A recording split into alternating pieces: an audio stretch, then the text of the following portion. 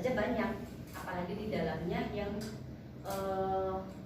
langsung masyarakat banyak sekali yang tidak sadar akan kesehatan atau kebersihan lingkungan gitu. Ketika itu saya awalnya dari masyarakat yang membuang sampah itu sembarangan di trotoar gitu. Akhirnya trotoar itu kan bahu jalannya sudah penuh dengan sampah semua. Dan setiap kali musim hujan banyak sekali pengendara motor yang terpleset dengan plastik yang seperti ini nih. Ini kan di awalnya sih hanya satu dua orang, kemudian seterusnya banyak pengikutnya seperti itu. Fakta di lapangannya seperti itu. Nah, pada akhirnya saya ketika itu saya cerita sebentar ya biar nanti sampai dengan saya punya pengolahan sampah gitu. Pada akhirnya bagaimana saya berpikir untuk agar masyarakat itu paling tidak sadar akan bahaya sampah gitu. Sampah yang berserakan. Biasanya itu karena plastik menampung air, demam berdarah seperti itu. Akhirnya kita mencoba berpikir untuk bagaimana menyelesaikan sampah ini tidak berserakan. Nah, langkah selanjutnya kita mulai sosialisasi ke masyarakat. Sosialisasi terus, edukasi, sosialisasi, kemudian eksekusi. Awalnya itu yang seperti ini harus eksekusi dulu ini. Kalau kita di pemerintahan itu ya punya anggaran, tapi kalau kita sebagai pegiat lingkungan itu harus relawan-relawan yang bekerja, yang bergerak gitu. Kita relawan biasanya berangkat eksekusi itu bawa minum sendiri, bawa makanan sendiri, bawa alat-alat sendiri, semuanya seperti itu. Ini Mbak Inaya ya. Mbak Inaya ikut pelatihan juga. Biasanya kita Mbak Inaya itu karena beliau itu di Lazisnu ya, sering mendanai kita FPBI-NU, jadi bisa bergerak bersama biasa bergerak bersama dengan Mbak Inaya gitu. Jadi mungkin ya udah banyak paham lah gitu. Setelahnya kita kalau tadi, tapi ada yang masyarakat menganggapnya kalau masyarakat itu sudah membuangnya di sungai. Di sungai itu nantinya muaranya di laut itu nanti bisa membentuk tanah timbul.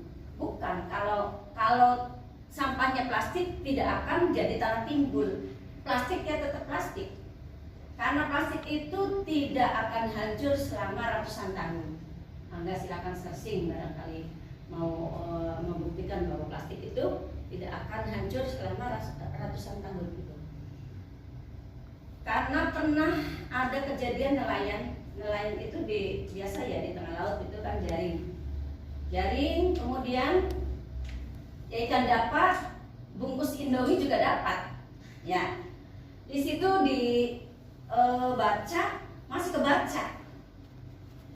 Selamat HUT RI ke-25 tahun. Sekarang berapa itu?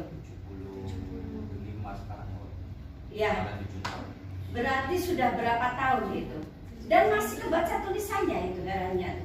Berarti saking dulu itu mungkin sudah plastiknya kuat, tidak hancur. Sablon ya, pakai sablon mungkin ya. Kalau cap itu kan sablonnya. Ya itunya juga kuat. Mungkin kalau sekarang tidak sekuat dulu mungkin. Nah seperti itu. Jadi di masyarakat itu seperti ini. Awalnya di jalan itu orang di trotoar cuma 1-2 orang. Pada akhirnya selanjutnya jadi banyak temannya seperti ini. Langkah berikutnya adalah seperti ini. Membuang sampah sudah benar saja belum tentu menyelesaikan masalah. Ini sudah benar padahal sih.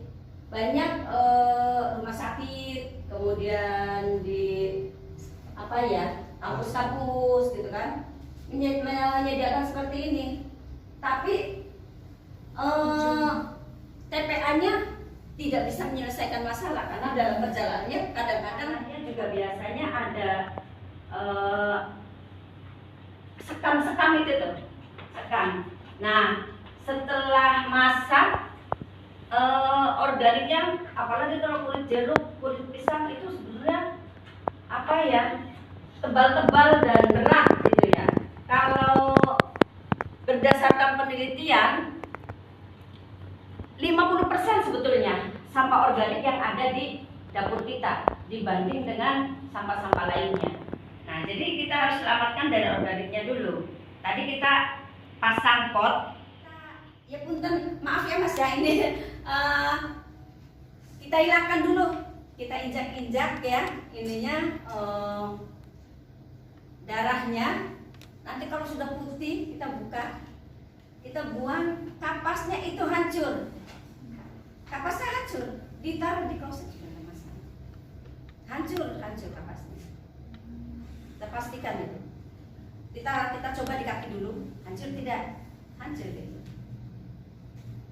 Kalau bisa jangan di kloset, di ini yang di apa, tempat saluran, tapi kan ada bolong-bolong lubang-lubangnya, masukin. Udah nggak ada, tinggal yang tipisnya aja. Kalau yang tipisnya